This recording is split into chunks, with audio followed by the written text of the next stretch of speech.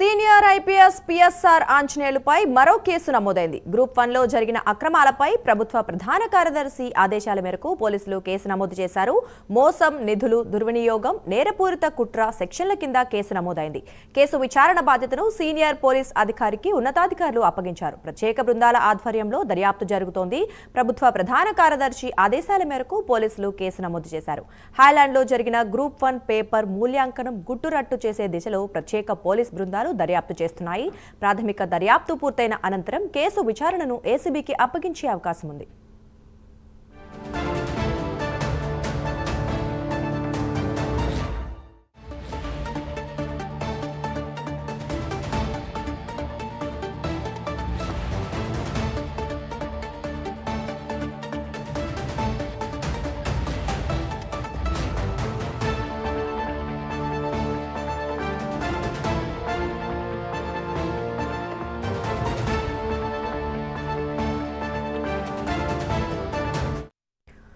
Senior IPS PSR ఆంజనేయులపై మరో case నమోదైనట్లుగా తెలుస్తోంది. Group 1 లో జరిగిన అక్రమాల కేసు కూడా ఈయనకి సంబంధం ఉన్నట్లుగా ఇప్పుడు తెలుస్తోంది. అయితే దీని గురించి మరింత సమాచారం మా కరెస్పాండెంట్ రాజ్ కుమార్ అందిస్తారు. చెప్పండి రాజ్ కుమార్, ఆంజనేయులపై మరో కేసు నమోదైనట్లుగా తెలుస్తోంది. మరి ఏంటి ఆ కేసు వివరాలు?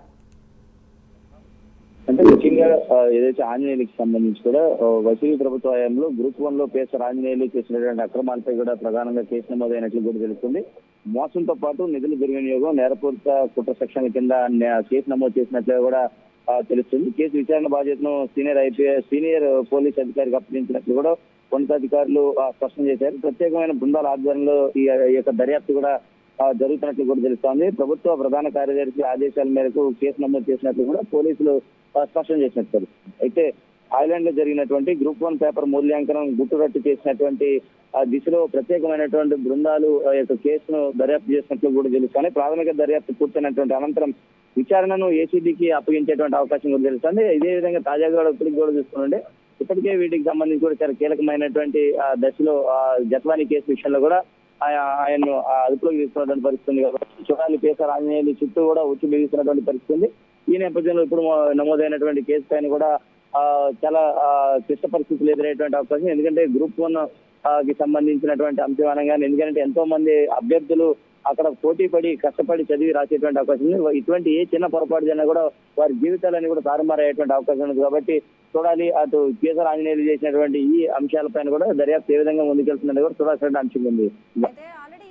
జత్వానీ కేసులో పిఎస్ఆర్ ఆంజనేయులు సిట్ అధికారులు ప్రశ్నించారు. ఇంకా విచారణ జరుగుతోంది. అయితే ఈ కేసు విచారణ మరి ఎప్పుడు స్టార్ట్ కానుంది Raj Kumar?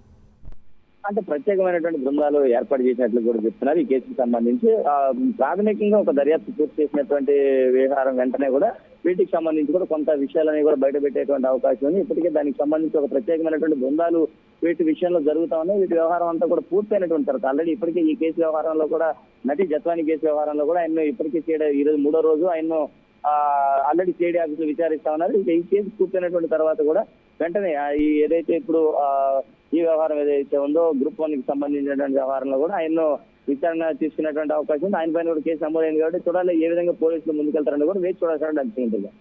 Right, thank you Raj Kumar.